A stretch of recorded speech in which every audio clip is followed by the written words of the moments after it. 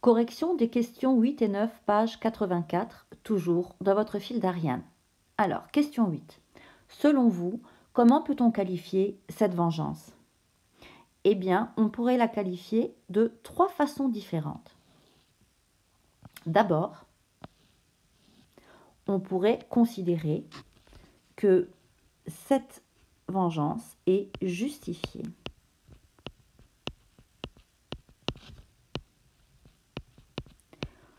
Pourquoi justifiée?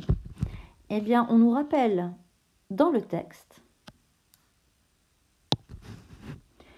que Hector est le meurtrier de Patrocle, l'ami d'Achille, qu'il considérait d'ailleurs comme son frère.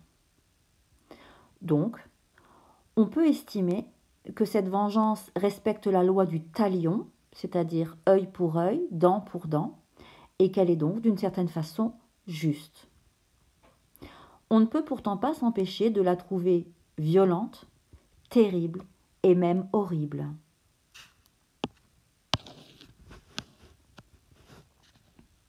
Terrible, qui inspire la terreur. Horrible, qui inspire l'horreur. Et particulièrement violente.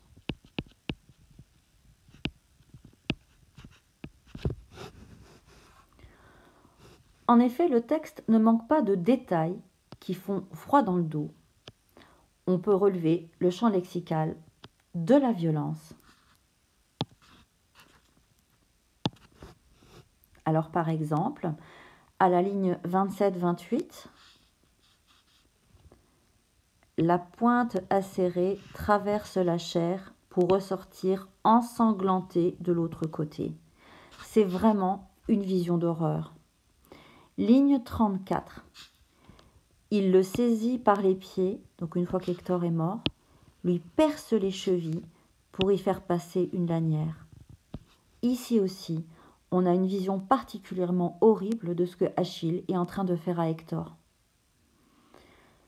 Ligne 35, il traîne le corps à l'arrière du char et l'y attache fermement.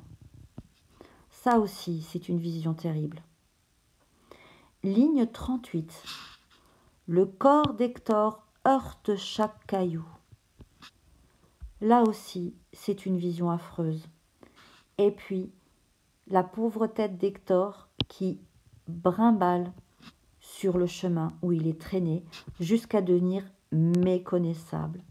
On se croirait presque dans un film d'horreur.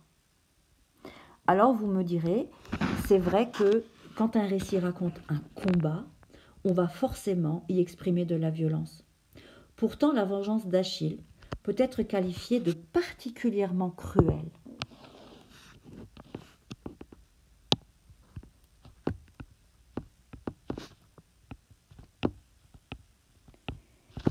Quelqu'un de cruel, c'est quelqu'un qui prend plaisir à faire souffrir et à voir souffrir l'autre. Et on va voir dans le texte que c'est le cas pour Achille.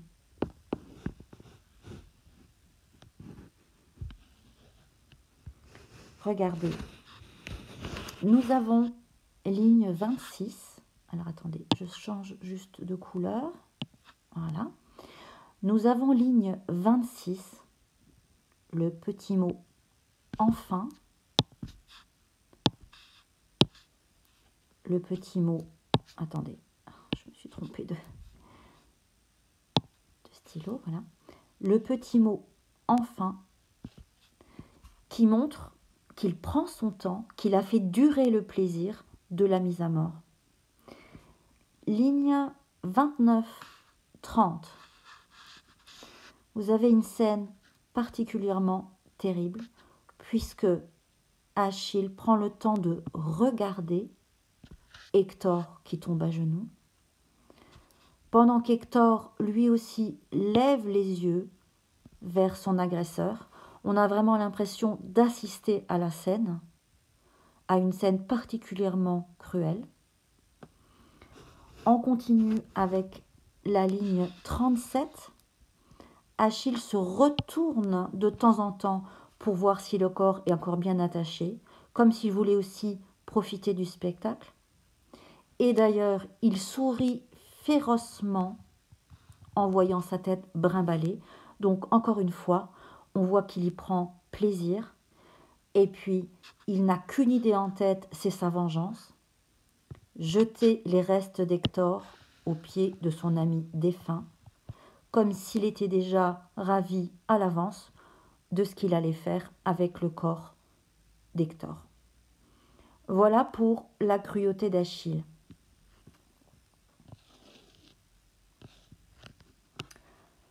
Pour cette cruauté, il faut savoir aussi quelque chose qui n'est pas précisé dans votre texte, mais qui est important et qui rajoute encore à la cruauté de ce qu'Achille est en train de faire, parce qu'évidemment, Achille, lui, sait très bien ce qu'il fait. Il faut savoir que pour les Grecs de l'Antiquité, les rites funéraires, c'est-à-dire les gestes que l'on fait, les paroles que l'on dit, et parfois les danses qui doivent rendre hommage aux défunts, ont une très grande importance. La mort au combat, pour un guerrier, était un honneur, mais son âme avait besoin que la cérémonie funéraire ait lieu pour pouvoir passer dans l'autre monde.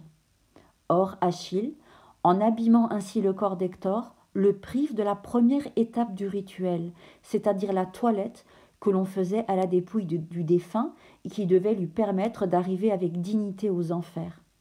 Il le condamne donc ainsi à errer éternellement sans jamais pouvoir trouver le repos.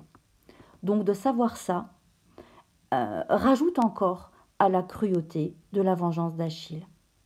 Voilà pour la question numéro 8. Nous passons maintenant à la correction de la question numéro 9. D'après ce texte, lequel de ces deux combattants est un héros? Pourquoi?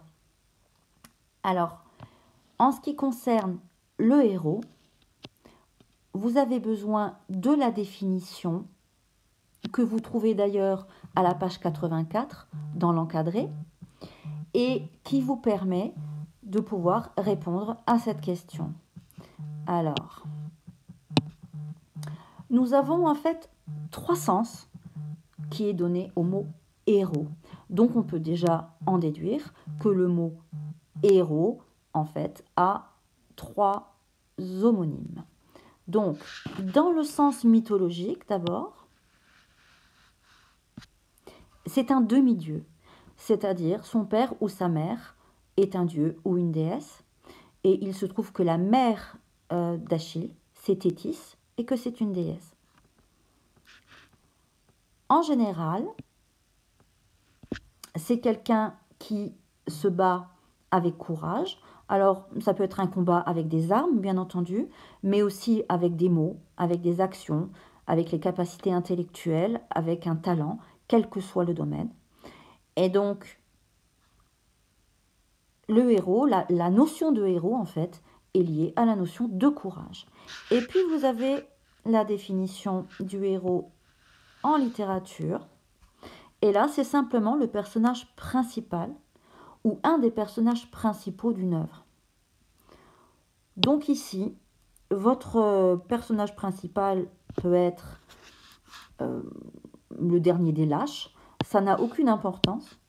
C'est un héros parce qu'il est au centre du récit et que c'est son histoire que l'on raconte. Alors, pour en revenir à Achille, on peut dire que c'est un héros pour ces 3 raisons. Puisque Achille est un demi-dieu. Comme je vous le disais tout à l'heure,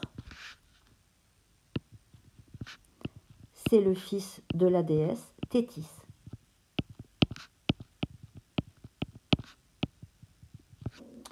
Achille fait également preuve d'un courage sans limite. Donc, c'est aussi un héros pour la définition générale du terme héros. Alors, il fait preuve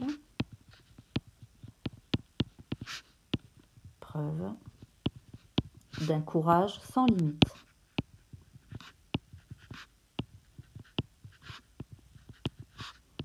Sans limite.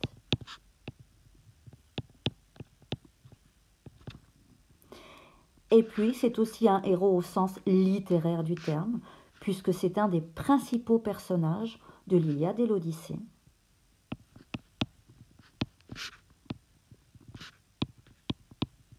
Des principaux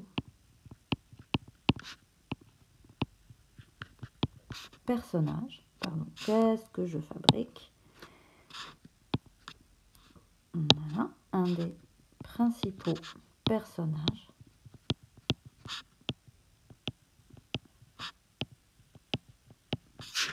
de l'Iliade